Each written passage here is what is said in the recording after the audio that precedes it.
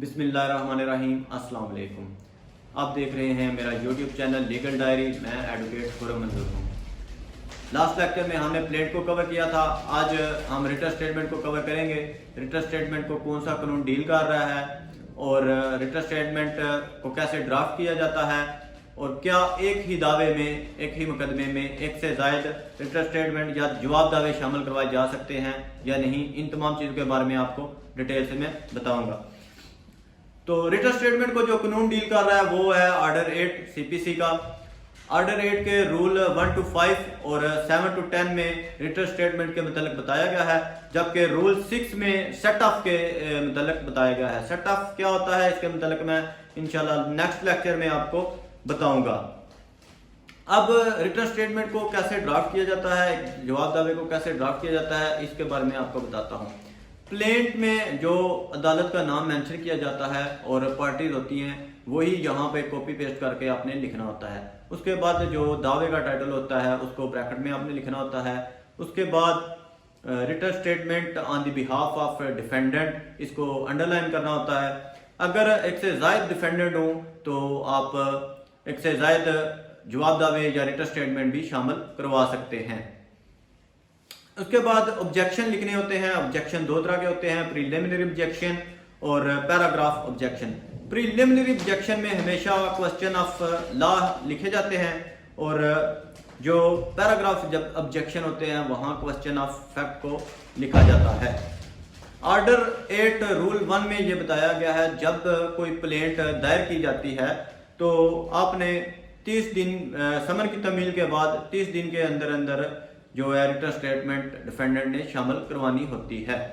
अदालत ज्यादा से ज्यादा जो है 2 जजमेंट दे सकती है रूल 1 के मुताबिक। उसके बाद रूल 2 में वो बता रहा है कि new fact must be specially pleaded.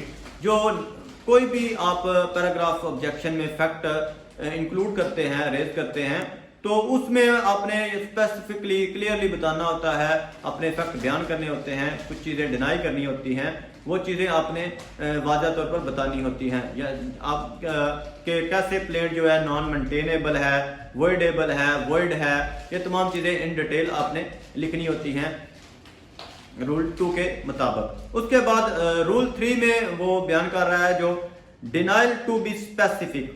जब आप किसी फैक्ट को, प्लेंट के फैक्ट को डिनाई करते हैं वो स्पेसिफिक होना चाहिए, क्लियर होना चाहिए और वाज़ेह होना चाहिए। ऐसा नहीं होना चाहिए कि आप सिर्फ ये कह दें कि मैं पैराग्राफ नंबर 1 को गलत तस्लीम करता हूं, बल्कि आपको इन डिटेल उसका जवाब देना चाहिए। रूल 4 एवेसिव डिनाइल के बारे में है। एवेसिव डिनाइल क्या होता है कि जब आप किसी फैक्ट का जवाब देते हैं तो आपने मुबहम बात नहीं करनी, बल्कि वाज़ेह तौर पर वाज़ेह अल्फाज में, क्लियर अल्फाज में अदालत को ये बताना होता है कि आप क्या मांग रहे हैं, क्या डिनाई कर रहे हैं। तो ये चीज़ आपने बयान करनी होती है।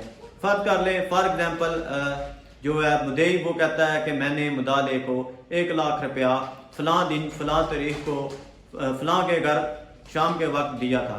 तो आगे से जो है डिफेंडेंट है वो कुछ यूं कहता है कि मैंने फलां दिन ये पैसे नहीं लिए थे। तो इस तरह ये बात मुबहम हो जाएगी। आपने जो डिफेंडेंट है उसे ये कहना चाहिए कि मैंने कभी भी जो है ये पैसे वसूल नहीं किए थे।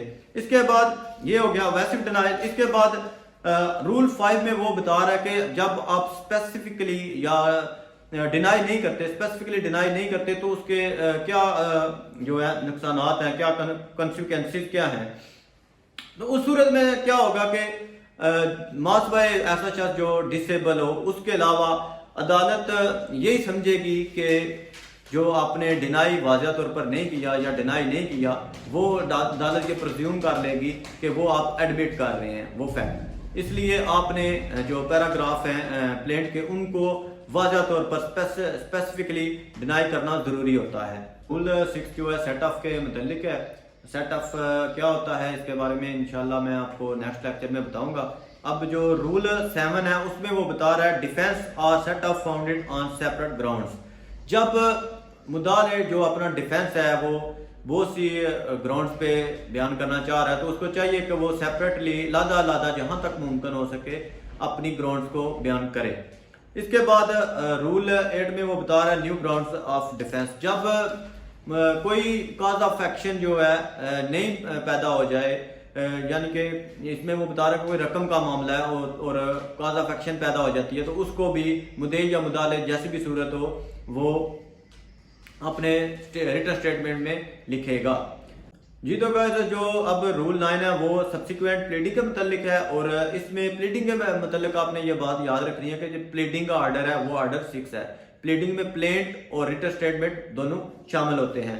जब प्लीडिंग मुकम्मल हो जाए तो उसके बाद अदालत जो है इजाजत नहीं देती मजीद कोई रिटन स्टेटमेंट शामिल करवाने की, लेकिन अदालत रूल 9 के मुताबिक अगर अदालत मुनासिब समझे तो वो कह सकती है कि मुद्दई या मुदाले दोनों को किसी को भी ये हुक्म दे सकती है कि वो अपना रिटन स्टेटमेंट मजीद शामिल करे। इसको आप एडिशनल रिटन स्टेटमेंट भी कह सकते हैं या जवाबुल जवाब भी कह सकते हैं। उसके बाद रूल 10 में यह बताया गया है कि जब अदालत किसी को जवाबुल जवाब या एडिशनल रिटन स्टेटमेंट शामिल करने का हुक्म करे और वो शामिल ना करवाए तो क्या होगा कि अदालत जो है उस फरीक के खिलाफ फैसला करेगी या जो भी अदालत मुनासिब समझेगी वो हुक्म सादर करेगी। जी तो गाइस, ये था हमारा आज का लेक्चर। उम्मीद करता हूँ आपको मेरा लेक्चर पसंद आया होगा, और अगर आपने मेरा चैनल सब्सक्राइब नहीं किया तो वो सब्सक्राइब करें, लाइक करें, शेयर करें, ताकि हर आने वाली वीडियो आप तक पहुँच सके। मिलते हैं अपनी नेक्स्ट वीडियो में, तब तक के लिए अल्लाह हाफिज़।